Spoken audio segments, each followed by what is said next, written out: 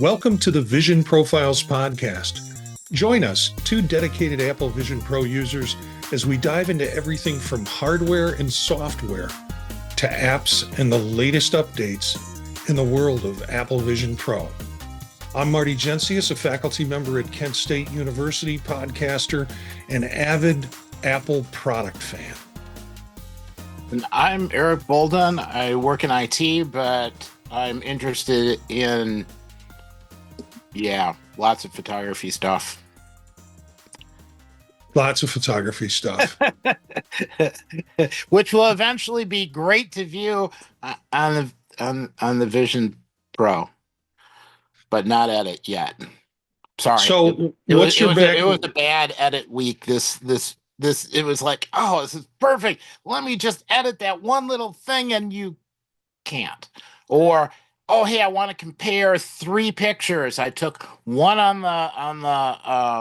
the new iPhone, and I took one on the headset, and I took one with a separate camera, and then I told the headset to make it 3D, and I thought I'll just compare the three.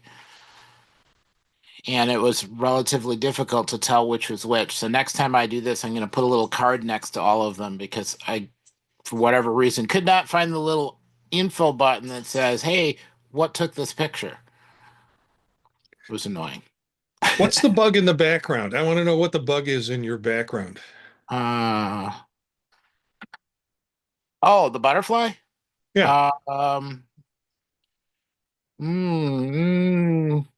Yeah, no help from the TV audience over there. What is it? A Buckeye, maybe? I was going to say it. I think I've seen that before. I think And it's coming from Buckeye. Yeah, coming from Ohio, we take our Buckeyes very seriously, and that looks like if I was going to name a butterfly something, Buckeye would be one of the options there. So I think you're on target with it. Not quite as common here, though. Yeah, in Wisconsin. Well, I had an interesting thing that happened this week with me. I have these international teachers and for part of a grant, and many of them want to go to the Apple store. And so I have to remind them the stipend that we give you is for food, not for Apple products, because you won't be able to eat. But we went up, they did some window shopping, they have some ideas of what they want to get. And we were in the store, I said, do a Vision Pro demo. And yeah. I never did one myself when I got mine. I picked it up in store day and never did one. And so the best part for me was I got to sit with Jonathan of Eaton Place. That's the Eaton's, it's in a suburb of Cleveland, the Eaton Place store, and watch him do the demo. Now, I'm supposed to be doing a demo on Wednesday, and I don't think I'll have all the fun stuff that Jonathan had, but he had iPad minis. And in the iPad minis, they had an app that he was able to connect to the devices with.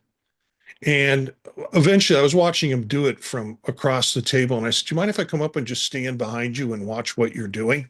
He's like, no, not a problem. So I came around and he had three guys with the headsets on, and he was able to, with this app, see what they were seeing and give them directions on what to do to move on to the next piece. He tried some of that verbally and it worked most cases. In a couple of cases, he's like, I'm just going to close out the app. And then he hit a button, hit an icon on his thing, close the app out. And I was like, this is cool, because the idea is to get people to use it, not to spend a lot of time teaching them how to use it. And so I said, any chance that app is available for the public to use? And he's like, no, that's proprietary. Because I would have loved to have that arrangement with that he had. And it is very nice. And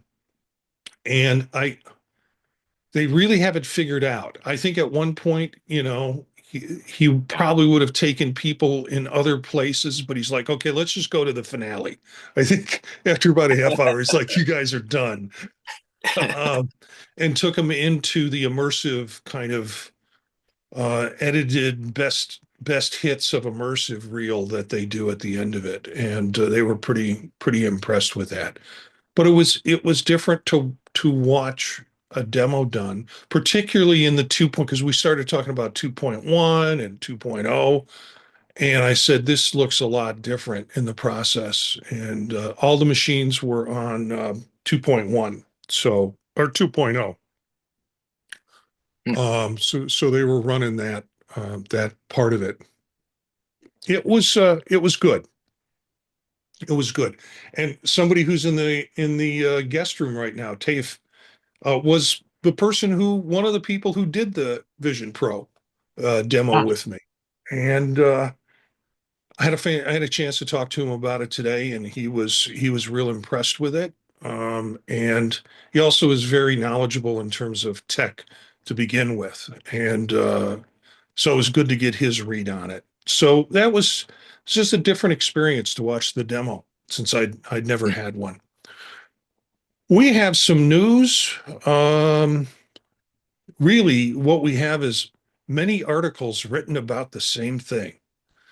Um, but let's start off with the betas. I kind of feel like we should have some sort of banger. When I said let's start off with the betas, there should be like a sound effect in the show. But um, I put on Vision 2.1.2 beta, Okay. which was the latest beta. I think it happened, well, it might happen last Tuesday. Um, and have you had any opportunity to look at that? No, I decided I was going to try and live beta-less for a little while. Yeah. I thought I was living too close to the edge, and I want to write some instruction sets where I know everybody can do the same thing and not everybody has the beta. So I thought, well, for a little while I will live without the beta because I think there'll be another update pretty soon. So I won't have to. Okay. Well, I'm doing the chicken dance. Uh, since you won't get into the betas. The thing we always have trouble with figuring out what the betas are. Um, Now I go to Reddit because there are lots of people who are on the latest beta. They will find something to check out, and that's the kind of cool part that I get from Reddit. And in this case, it makes sense. I'll include the links to the developer notes and links to the new beta and what it says 2.1 is going to do. Of course, they never really know what 2.1 is going to do and 2.1.2 is going to do. But somebody in Reddit discovered this thing that happens when you're in an environment and you have like full environment. If you put your hand out in front of the environment, you'll get sort of a hazy little outline yeah. because it's not real clean. And the user claimed that now is pretty seamless, that it's Oh, removed that. So it's something oh, for us to test out okay. and it might have been the lighting conditions that the person had, but he was saying or she was saying it's something like Photoshop good, that it's a clean edge now between your hand Um, and whatever you have in the environment. So hmm, little steps, but not big dramatic things that people hope for with it. Yes, we still don't have the I keep forgetting Mac virtual display, with the 4K virtual display yet. But everybody keeps hoping for that. So that's what I could tell was new from the betas. And I guess that's going to be my segment because yeah. you're beta chicken right now. Yeah, but I can talk about everything I'm doing without having to worry about saying something about something I'm not supposed to talk about. Well, we're supposed to be, this is supposed to be informative for the listeners about what's happening next. And Yeah, if you're I just riding in the have an caboose, excuse. yeah. So competition, little bit of article about Meta.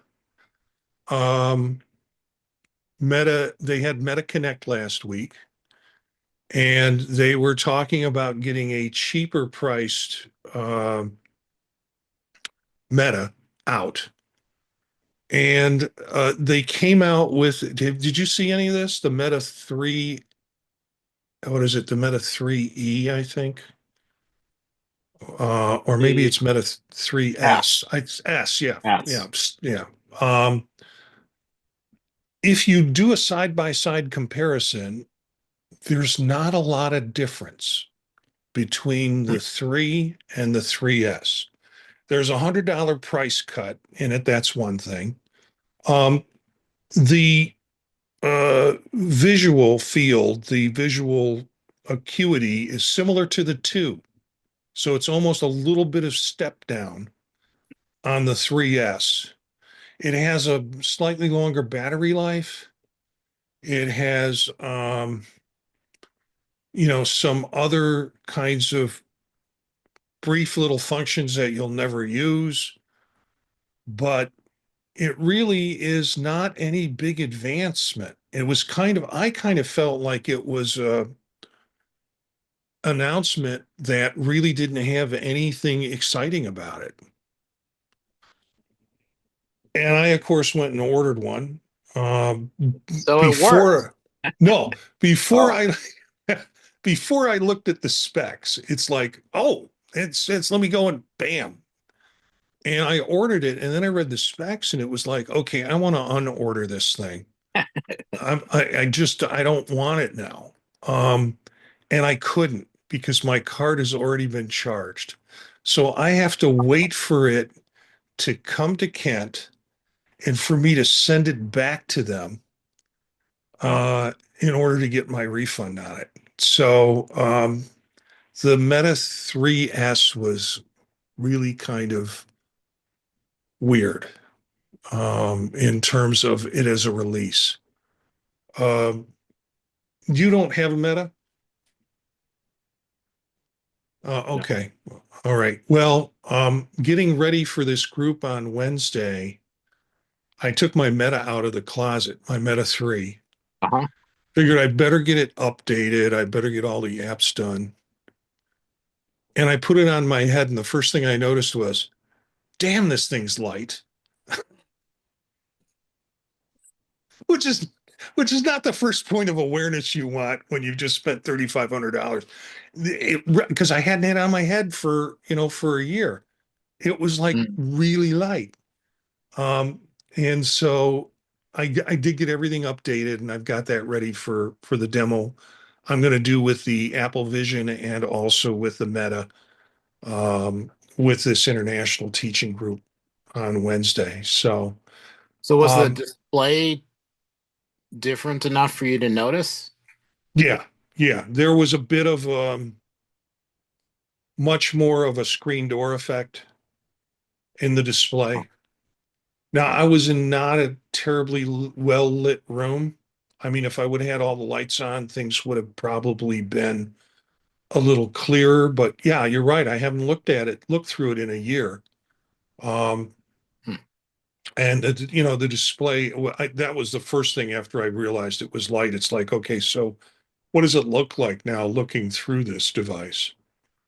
I think they've done some updates where their interface has changed. I know that because I did the update for the interface, and the interface seems, I don't know, a little bit more like swiping pages or swiping windows.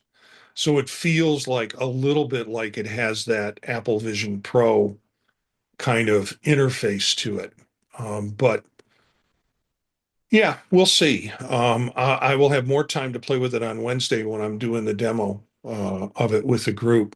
And again, I still don't see it as a computing device. Now, Meta, in one of the articles we have in here, apparently they're going to discontinue their Pro version, which is $1,000, and it basically has some increased resolution and better cameras, and I don't know if it's changed a faster processor or not, but that was sort of the top of the line in terms of cost wise and in terms of quality, and they've decided just to drop that line. And I can see, because I couldn't find any reason for moving up to the Meta Pro. And Hmm. if everybody's purchasing at a cost base of around $500 or less, that's what your audience is. That's what your customers are. So unless they're going to really do something that's dramatically different, that Pro version that they're dropping just seems like they're not. It didn't catch. It's not the niche in the market they're going for. Um, Hmm. I Makes hate sense. to keep talking about Meta on this, but there hasn't been a lot with Apple, except there's been a lot of articles about what the next Apple Vision Pro is going to be like. But a final thing on Meta is they are really pushing wearables. And one of the things they announced at Meta Connect was the Meta Orion. And it's not a purchasable product right now. And it probably won't be purchasable in 2000 until 2027. But it's a pair of glasses that, I don't know, the only way I can describe it is like Elvis Costello frames, really kind of thick black frames. And it has two layers in it. It has an inside kind of frame covering the inside. Then it has an outer frame that is also meant to be a projection screen.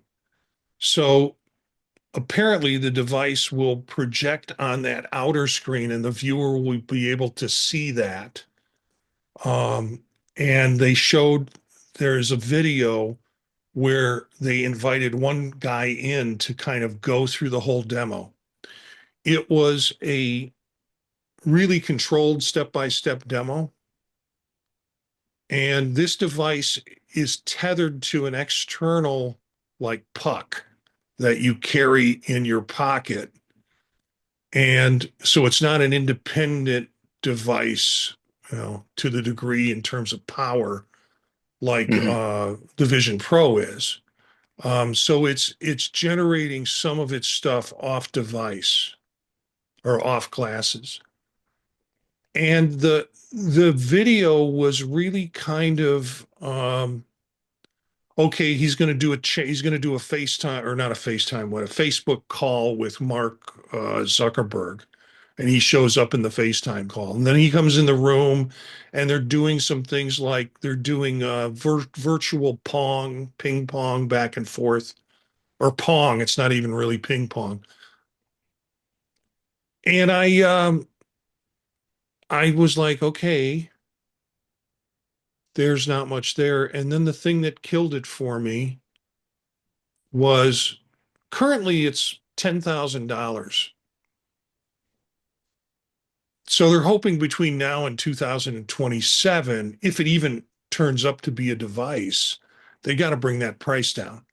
But since it's a prototype, at this point, they've announced it, effectively 3 years ahead of time. And I don't know what that was about, other than so the shareholders would feel comfortable that they're moving in that direction, or because they promised to put something like a wearable out by 2027. Um, the idea of premiering it now, think about the rollout for Apple Vision Pro. Apple Vision Pro was like 18 months, we're going to have this, and they rolled it out. it was Yeah. tough, but they rolled it out and it's gotten better and better. So doing it almost 3 years ahead of time and saying, well, here's our $10,000 prototype just seems ridiculous. It's it's a little early other than being able to say we have, you know, AR glasses. Yeah. Well, the device has a wrist band on it, and the wristband is used because you can do certain hand movements like rolling your thumb across the top of your fingers, and that picks up the muscle movement, the wristband, and that acts as the interface. Um, so it's using some of that in terms of, and I think it does also optical in terms of fingers and what you can do. But really, the wristband is the interface that it's picking up on that muscle sensation in order for it to be an interactive piece with whatever you're doing. So, Hmm. yeah, I just thought it was kind of it was interesting to see, but it was disappointing. It was like, I don't know if this is going to convince me that you're really in the market, because it's too far away. And at this point, the price point, as you say, is too expensive. And if you were unwilling to maintain a $1,000 Meta Pro, Yeah. who's going to buy whatever that cost comes down? It's going to have to be significant in order for it to become a product that people will buy. So, Well, it's an interesting strategy difference because, like many others have said, Apple would never show something until it was ready, yeah. as opposed to plopping something out, explaining how it's going to work, and then saying, well, come back in a decade. But but you know, it's at least something for people to think about. Yeah, yeah, like I said, I'll have the links. Listeners, viewers might want to just click on those links because I think the articles will give you a good idea of what this thing looks like and how it operates. So look for that in our show notes, either on YouTube or attached to the podcast that we do. Let's talk about Tafe in the chat room said, and the app can't control more than, oh, he's referring to the fact that I mentioned that I really wanted that proprietary app. He couldn't get it. And the app can only control one device because the guy had to ask somebody, please bring me out another iPad. Because I know I have three people doing it. Um, so Yeah. lots of rumors. Yep. Oh, I was just going to say regarding that, you can take the Vision Pro video and send it to an iPad. Um, it doesn't help if you're watching a movie, anything with copy protection, but if you're looking at pictures or looking at Right. a presentation or whatever, that actually works pretty well. Or looking at panoramic images, you can have uh, an iPad so that the other person can see what you're looking at and bring up the panoramic picture, in the Vision Pro, and then you can look at different things, point to things, and have your finger interact with stuff and switch to different pictures, and that shows up on the iPad. So it's sort of a different way of doing kind of a walkthrough or showing pictures or however you want to look at it. That's you harder to do any other way. Yeah, I still have trouble with demos because the demos on the screen are just way too shaky for most people. And they're like, this is really kind of, if you're looking at what I'm doing through the screen, it's like, and I explained it to, I think it was TAFE today, the idea, or no, I explained it to someone else today, to our tech person. I said, your mind unscrambles that. So although that's what's coming to your eyes, your mind knows that your head moves slightly in this direction and will compensate for that.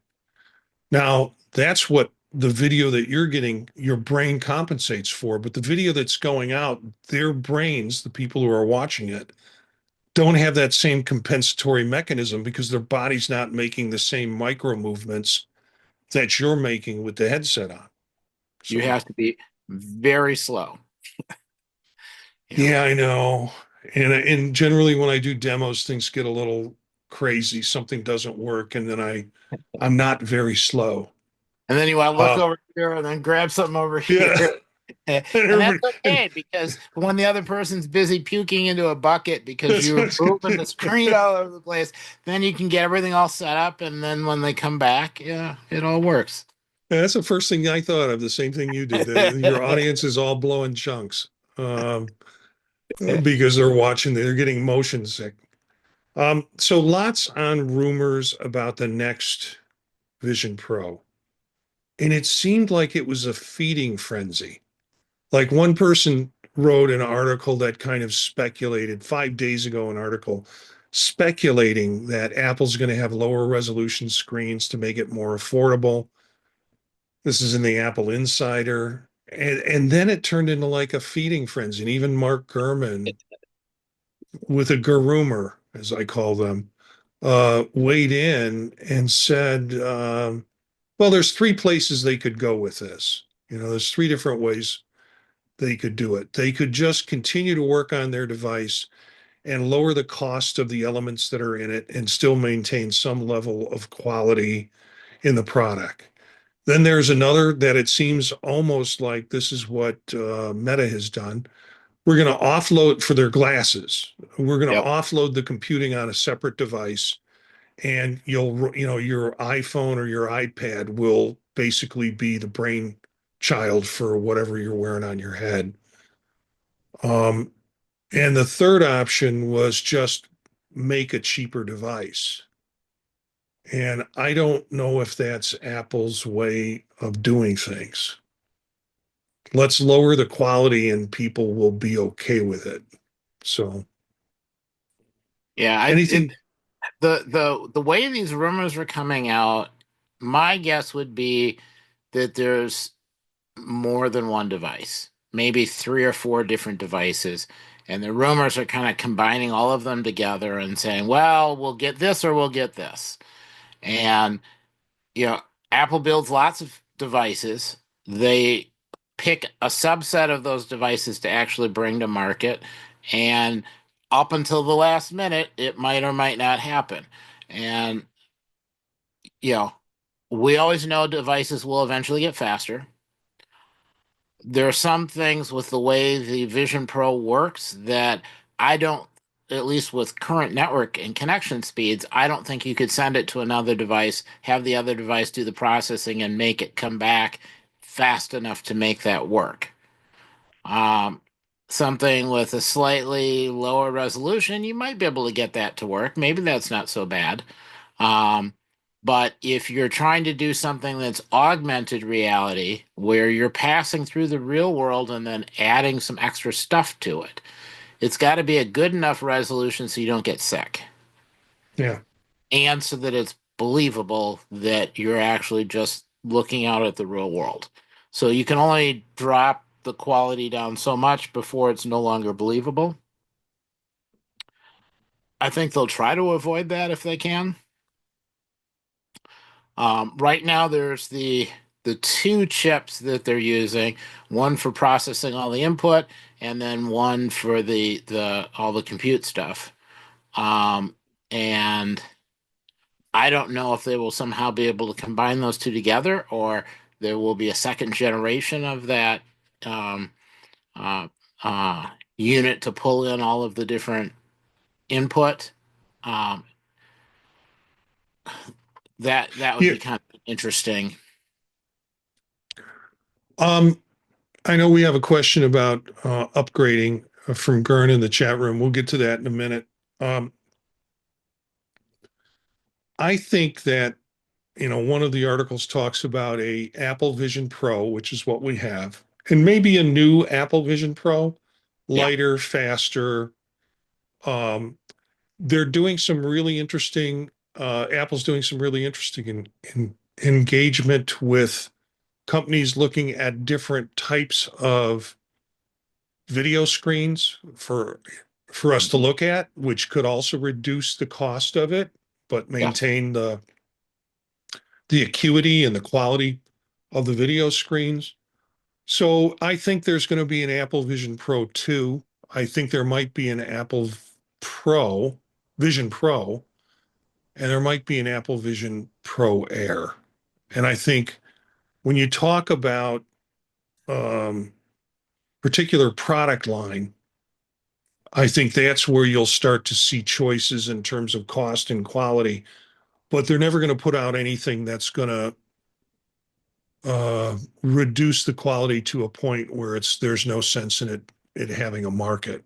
Um, so yeah, I just think it's going to be a while till we see uh, that breakdown or that type of grouping of products coming from Apple because they're still trying to work out Apple Vision Pro 1 and what will survive or not survive or what will change to Apple Vision Pro 2 before they even start to think of a Pro line or an airline with it. Um, so we have quite a few of articles on the rumors because, like I said, it was a feeding frenzy. Because I go through and I search for what's out there, and I'll use RSS feed searches to find articles. And it's like, here's one on this. Oh, well, the day before that, somebody else wrote the same article. The day before that, somebody wrote the same article. Wouldn't you know it, Mark Gurman has said something about it. So now everybody's going to write another article about the same topic. So lots of articles, hard to pick out one because there are some progressive changes, but they're all essentially saying the same thing and speculating on something that is at least a year off before we hear anything about a new product related to that. The big speculation was on the M5 chip that, will the new version or a new version of Apple, and this I think was a Ming Chi Kuo thing. It's like, oh, I predict the future. Here's the future. New headsets going to have newest chip in it. My grandma could have predicted that. I mean, and then everybody got up and ran with it. And it's like, oh, the next Apple Vision Pro 2 is going to have an M5 chip. We don't know. Those will probably they'll probably be in the stock room. And they'll go, let's plug this one in. It's an M5. And yeah. Gurn asked, would you uh, would you update if it was an M4 and an M5, if the next version, let's say Apple Vision Pro 2 came out, it was an M4 and M5. I don't think it matters. Hmm. Something faster than what's in there now, that would make a difference. Something that makes everything that Apple's working on with Apple Intelligence, that would make a difference. Yeah. Because being able to do more image processing, being able to have better text to speech, speech to text, and um, better interpretation of commands. That's something, if you don't have a keyboard or the keyboard is, virtual Hmm. unpacked, being able to just speak to it, that's potentially a big deal. So, but just like with this headset where there's two different chips, if you have an M4 and a second helper chip that has been In optimized, in then R2 it, or in R, yeah. yeah, then it doesn't matter. The M4 already drops the power requirements down. Um, and I think the timeline is maybe a little bit fast on these articles. Talking about 2025 with an M5, maybe 2026.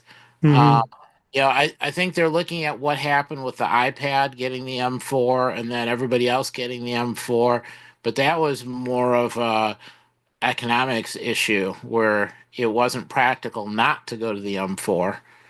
That push isn't going to be there to go from the M4 to the M5 unless there's need for it. Well, you thought about this, or at least you came up with an answer better than I would have in terms of faster processing, et cetera, et cetera.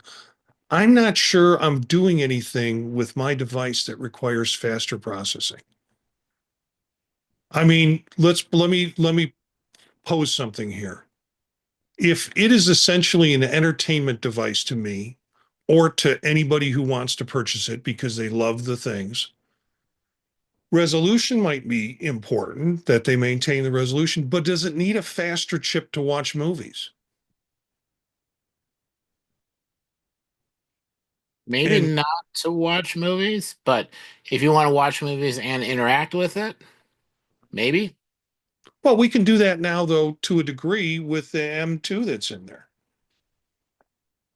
There's Yes, nothing but about the that's movie. only Yeah, it's to a degree, and if you're doing a lot of stuff with it, it seems to heat up. The advantage of the M4 um, is that M5. well, M4, M5, either one Yeah. is that they're smaller die size, cooler chips, less power hungry, less heat generating, and potentially you get slightly longer battery life. Um, so if you get all of that, plus it can handle some of the Apple Intelligence stuff. Um, for me, that's kind of optional because I just want it to be able to do what it's doing now. Um, you know, I think that the expectation by next year is it needs to be able to do more than it physically can accomplish now. Yeah. Now, that So being let's go said, back. I'm not going to get rid of my current headset because that actually does much of what I want it to do.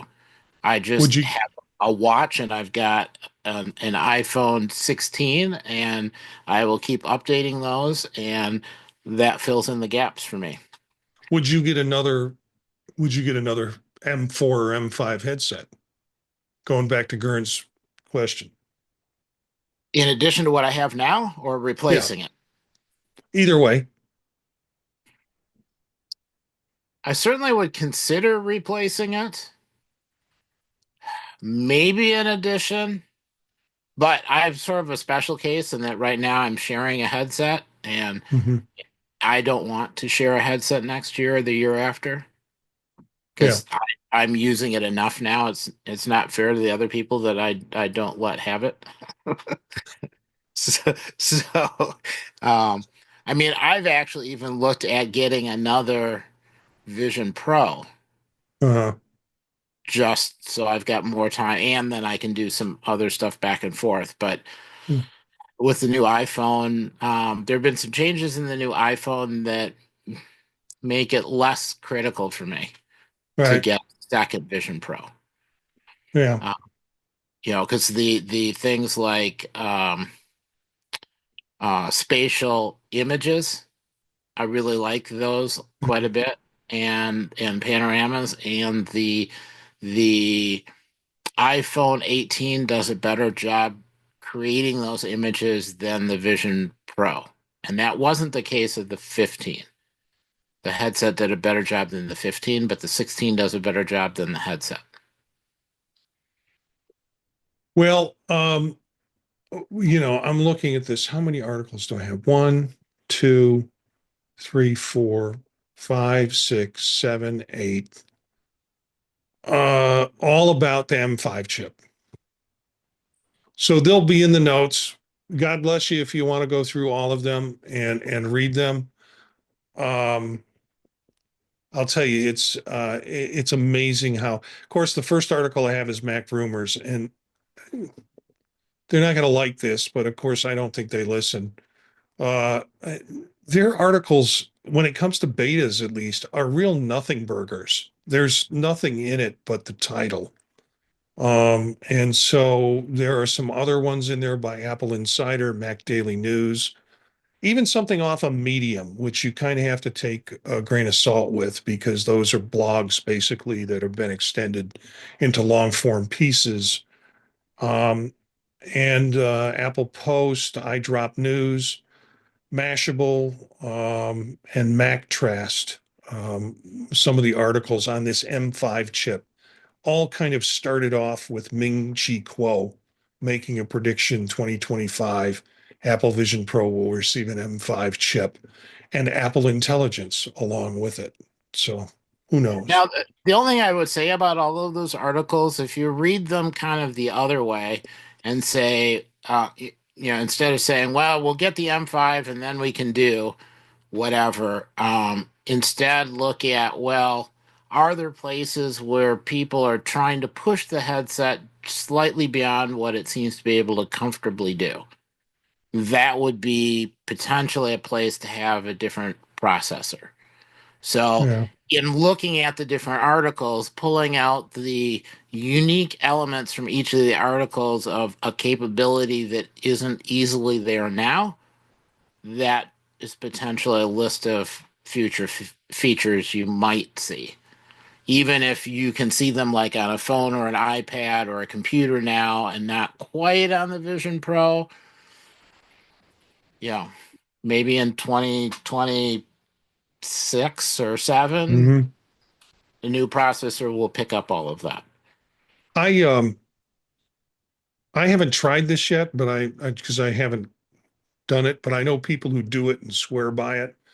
Video editing, being able to use something to do video editing and finding programs that will, and they're doing it. They're already kind of doing it on Vision Pro. I imagine that's probably a memory hungry process and also a processor hungry process that would be one of those high end things that would probably get things hot in the process in terms of doing that. So you might be onto something there. Let's switch a little bit to just, we've got three news articles. And one is this whole idea, and we're back to this Synchron. Remember, Synchron was the Yep. guy, was the one that attached the thing to a guy, earlier this year, and he was able to do some controlling of it. Well, Synchron now has, there's an article in Apple Insider, again, links in the show, um, saying that they have reached a 1 year milestone without adverse effects to patients, where they have put non-invasive brain computer interfaces with patients being able to control things that are, have been in clinical trials with it. Just interesting concept. Um, it's called the command study. And there are no neurological safety events reported in the 12-month period. So patients didn't have issues neurologically with it. Hmm. Minimally invasive approach has the potential to unlock BCI technology at a scale for millions of patients with paralysis and other mobility challenges. Hmm. The goal of such implants is to allow people that have severe brain injury from events like stroke that result in paralysis to regain some level of functional independence. Man, this is cool. Yeah, it's nice to see that. Now, just get it down to an eyeglass size. That would be great at some point. I hope see something like that in my future with it. So they're putting this out. Synchron brain computer interfaces could control Apple Vision Pro Hmm. with a kind of creepy illustration. But our listeners will have to go to the article to see what I'm talking about in terms of creepy illustration. Not necessarily a Vision Pro thing, but I thought I would mention because I have turned to them for years, iMore. And iMore is ceasing or has ceased to exist.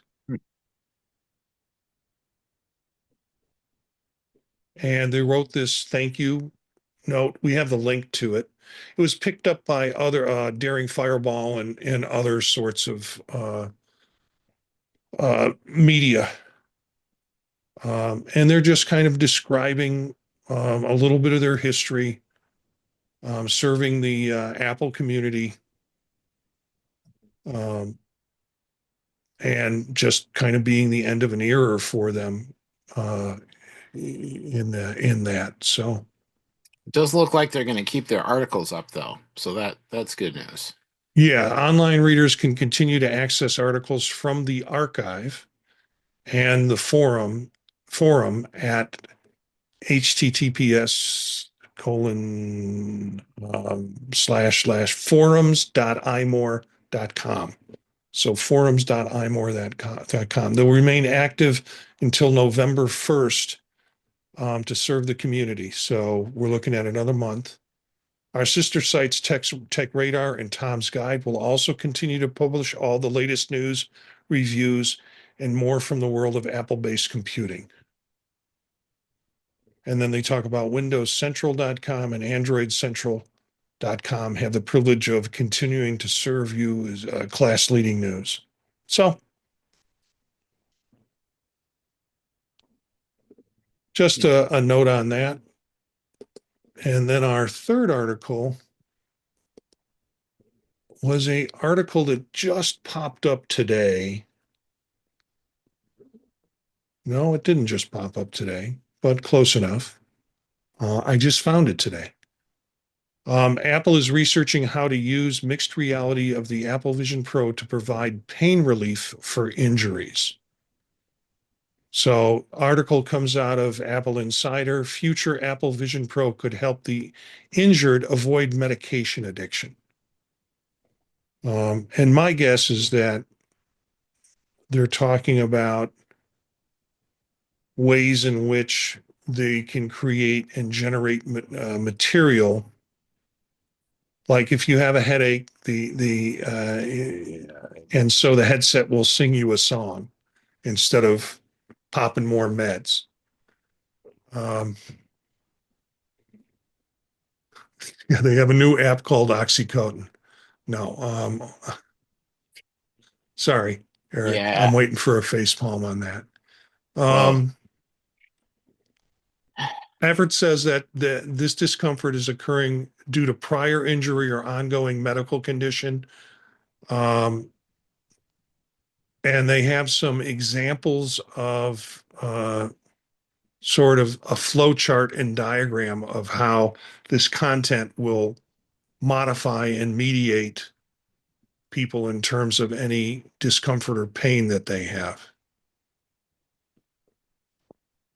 Users' current attentive state of mind may be tracked using psychological or physiological sensors and used to adapt content to mitigate the perception of discomfort.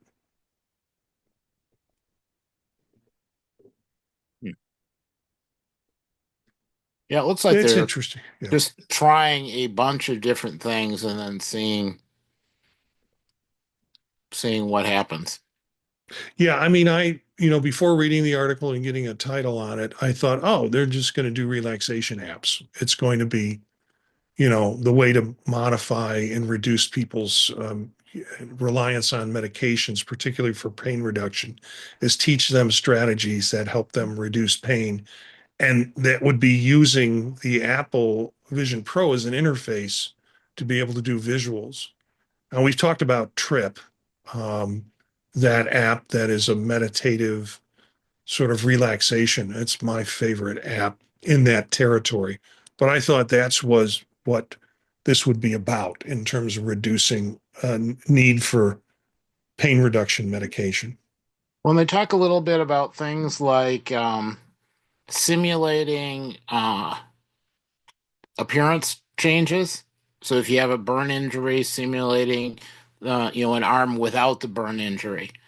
Yeah. Um, yeah, and I don't know if that's a good idea or a bad idea, but it's an interesting concept. I think they're just looking at what are all of the different things that might be done. I'm not sure that they've actually looked at is that a good idea or a bad idea. I suppose it depends on the person. Yeah, I think we're getting closer and closer to a world that's like that. I'll say terrible Bruce Willis movie, Surrogates. I don't know if you remember that film. I don't think I watched that one, but it sounds familiar-ish. Yeah, where you send your robot out to do your day's work, and your robot's beautiful, and your robot's, integrated in society, and so you can kind of create this false reality of presence. And the movie had some interesting issues in it, but it never got any traction. But when I hear things about putting in Vision Pro so you can change your appearance from burns or missing limbs and things like that, it feels like you're creating a replacement of yourself in that process. So,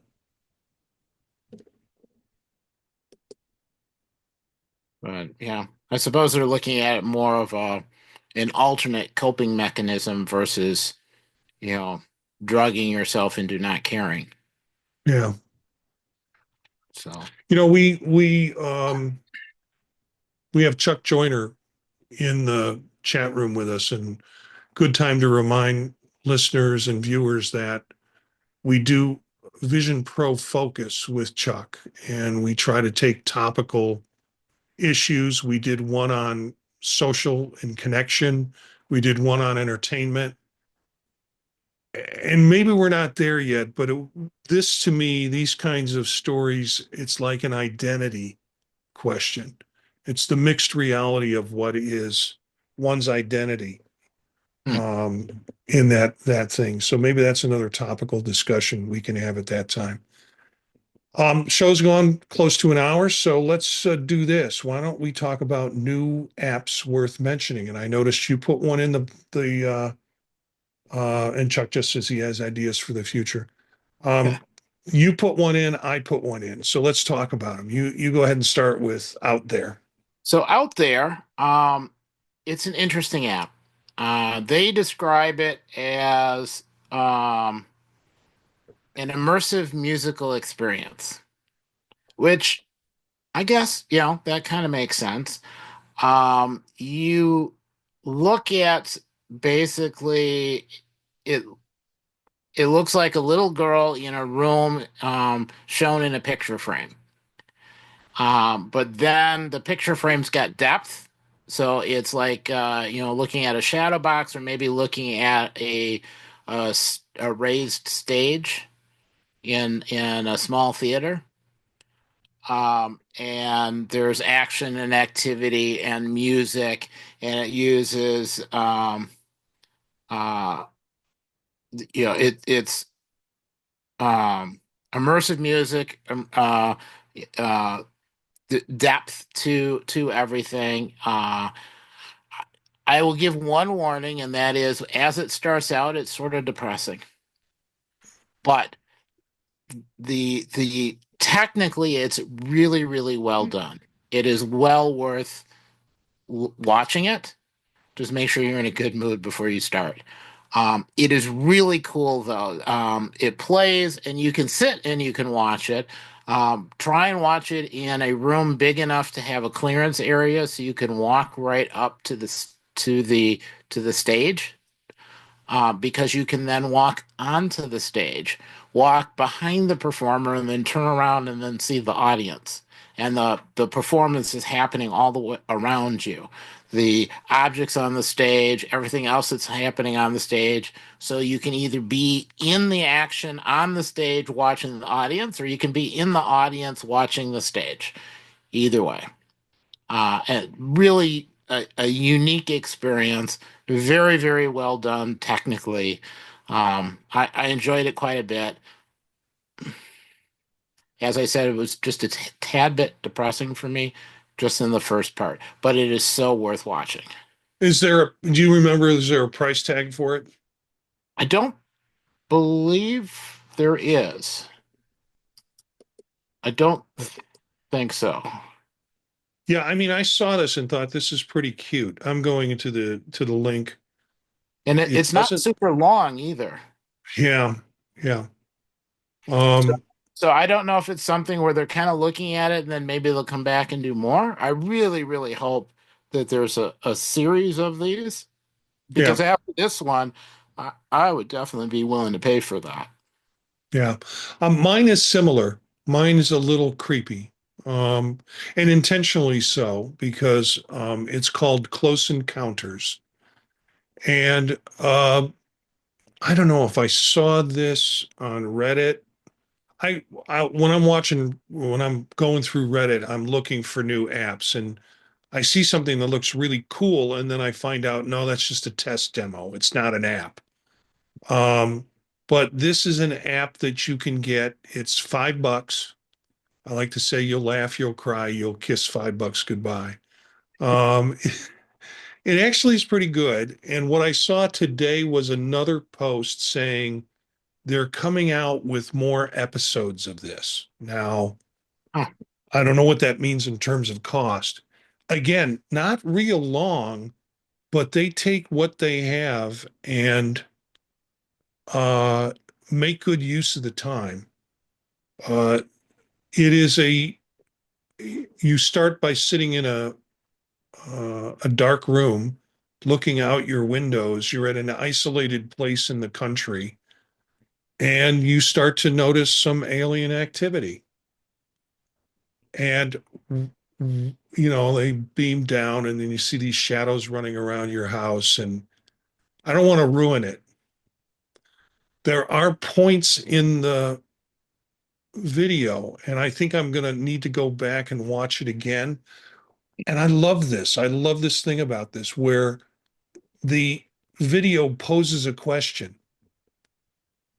Do you Okay. try to get the attention or do you try to ignore? And you make a choice. And I think that leads you down a different path. I Okay. have to go back and make a different choice and see if I get a different story outcome from it. Again, I thought the visuals, the interactive nature. Well, I wish there was more interactive nature. They did have those places where you had choice points, which I think is really cool in terms of if you can't really make it fully immersive and interactive, if you can create choice points, then you take people down different storylines, and that feels interactive with Yeah. the story. Um, and the design was good. I can't complain about that. When it was over, I was like, oh, okay, well, it's over. I could have taken more. I would have liked to have had more. I hope they do some more with this. And what I saw today in Reddit was an announcement that they would be doing more in the series. I don't know if that means it's a different story or if it's an extension of this storyline. Um, so it's called Close Encounters and a fully immersive kind of eerie alien story. Hmm. Unfortunately, no anal probing, no harvesting of organs. So disappointing in that way. But but So for not five not bucks, not very realistic, but uh, for $5, I guess I'll forego the anal probing. Uh, anyways, those are our two apps out there and Close Encounters. And I think we should probably wrap this show if it's good with you, Eric. definitely Uh, watch out there though. It is okay, that yeah, good. I will. I will. And you've sent me to a few apps that I've gone and checked out just from this. So, and if our viewers or listeners have ideas for apps, we'll throw them in and we'll talk about them. The one that I presented last week, I picked up on Reddit and actually responded to the guy and said, we're doing a show tonight. We'll cover it on the show. So thanks for tuning in. And we'd love to hear from our listeners. If you have ideas or want to join an episode, email us at visionprofilespodcast@gmail.com. Our music is from Steve Combs. It's called Free Jazzy, courtesy of the Free Music Archive. You can learn more about us and the Vision Profiles podcast at our website, visionprofiles.net, and all of our other available podcasts at thepodtalk.net. Spread the word to other visionaries, and thanks for listening. We'll see you next time.